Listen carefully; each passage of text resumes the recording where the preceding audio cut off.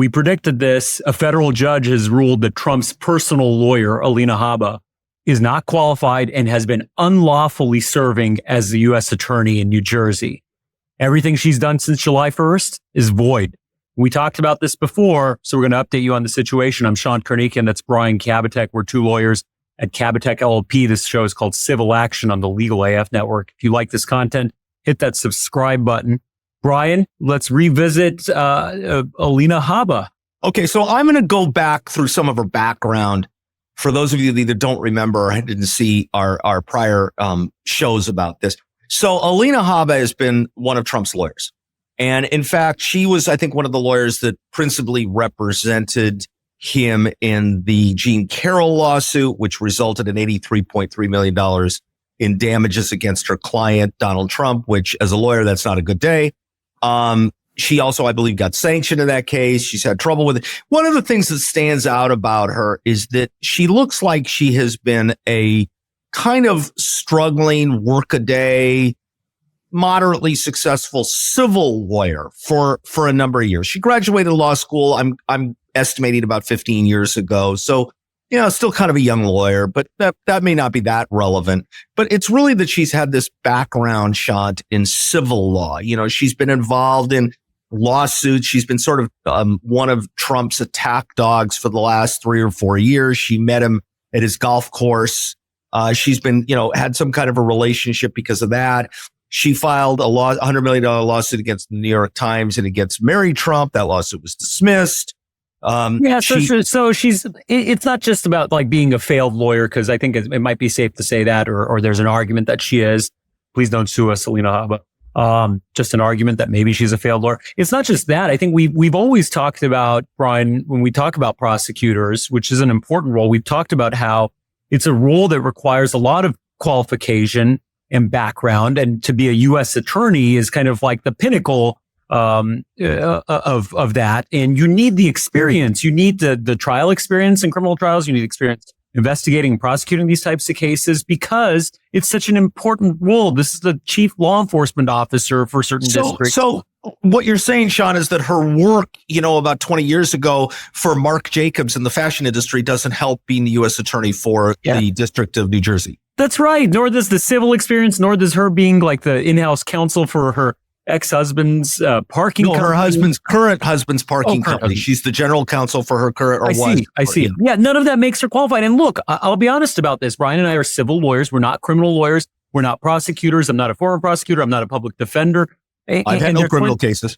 Brian, I think Brian has tried criminal cases, but we're not well versed in this. So if someone came to me and said, "Hey, listen, so and so wants to nominate you for this position," I'd say, "I don't know. I don't know anything about this. This isn't some ceremonial role. This isn't the ambassador to Iceland or something where you're like, oh, cool. Yeah, I'll figure it out. This is an important law enforcement position. It's a big part of the judiciary. It's a big part of the judicial process. So it's important to have these qualifications.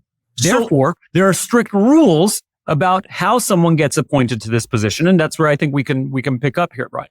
Yeah. So that's a great jumping off point. I like that very much. I was going to go someplace else, but let me bring this in. Let me bring it home this way. Oh, thank you. Is that the procedure that works here is that the Senate has to confirm judicial appointments. The president can make the nomination, and this is a quasi-judicial appointment. It's a U.S. attorney, so it has to be approved by the Senate. It's important enough for Senate approval. And the way it works, the protocol and the way it works is that the Senate will approve if the senators from the state will allow the nomination to go forward. And typically they do, even though it's partisan politics, they generally do, because a good U.S. attorney needs to be in place and needs to be there. So in this case, you have two senators from New Jersey, and both of them have blocked this nomination. And, I don't read their minds, and I don't have a direct line to Cory Booker, but I suspect it has something to do with the fact that she has zero criminal experience. Not that she's just a Trump, attack dog, but she has zero criminal experience. And so they blocked it. So what the Trump administration has tried to do is an end run. Now, there is a legal procedure where an interim U.S. attorney can be appointed for, I believe, 120 days. Yeah. Yeah. And over here, they tried to game this and they bypassed that.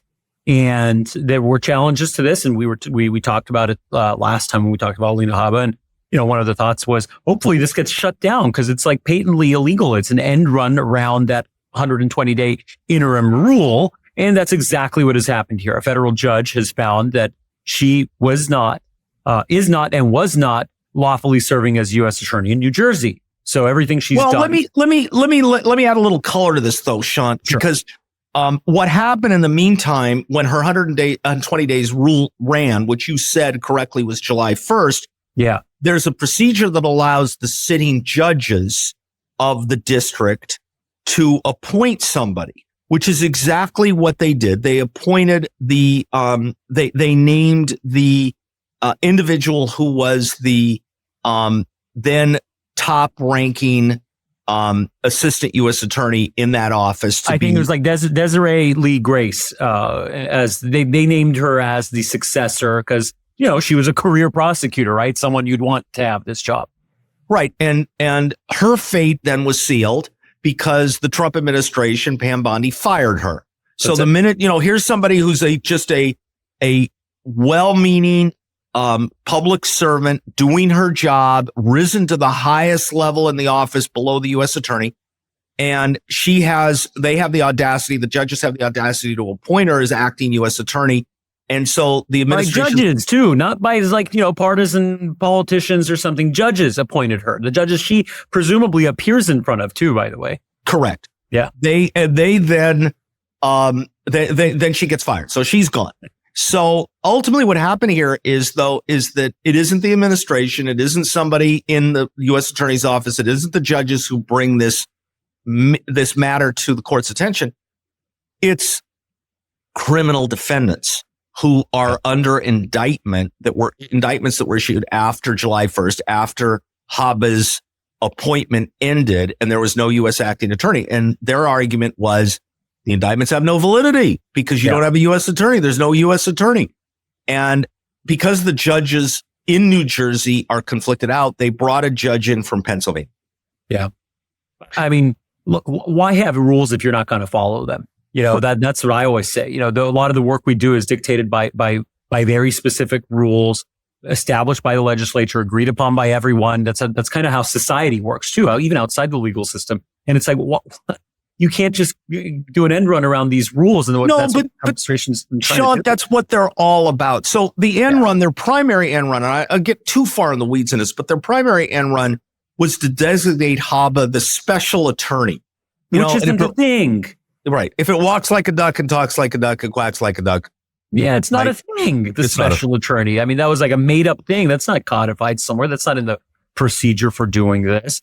I mean, look, high profile prosecutions are now in limbo because it was brought during this period where her power has been deemed to have been improper or unlawful. The DOJ is scrambling to preserve these cases now, I presume. This is going to create a even bigger crisis. Already, the Trump administration has thrown this whole system into chaos. The criminal system, the whole Department of DOJ, the Department of Justice, they've politicized all of it and it's created so much chaos. And this is just adding to it.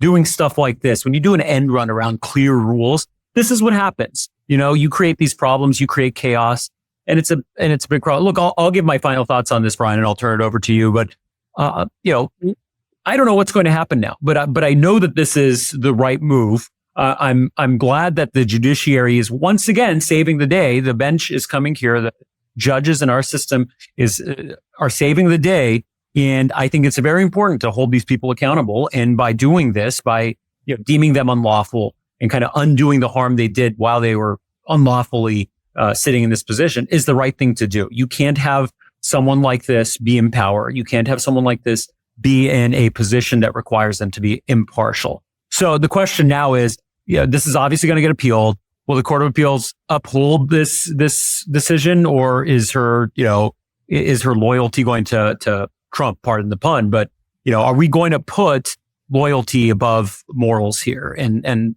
I really hope that that's not the case. So here we go at the end of this, which is, first of all, the judge did a good job here because he came up with a remedy. He said, because the acting heads of these departments, these assistant U.S. attorneys report directly to the attorney general. These indictments are not invalid, and the criminal prosecutions go forward. So there's a remedy there which takes care of the problem. Obviously, he said that Alina Habba can't serve in this role, but she can continue to serve to give them a chance to appeal. And of course, the simple answer of all is, why don't you appoint somebody qualified? Why don't you find somebody out there who's qualified, instead of continuing to run into roadblocks like this and do things that, as you say, are designed to kind of do end runs around the rules and not follow procedure and do things the wrong way.